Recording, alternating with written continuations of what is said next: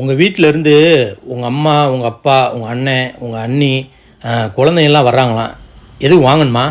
அவங்க வீட்ல இருந்து யாராவது வந்தா மட்டும் அதை வாங்கு, இதை வாங்கு, அதை செய், இதை செய்யணும் உயிரை வாங்குறாருல.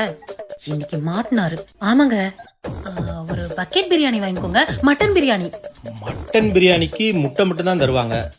65 சேர்த்து சொன்னால் தான் நல்லாயிருக்கும். ஆடு அதுவா வந்து மாட்டுது. ஆமாங்க, 65 சொல்லிருங்க, 2 கிலோ. அப்படியே ஃபிஷ் ஃப்ரையும் சொல்லிருங்க.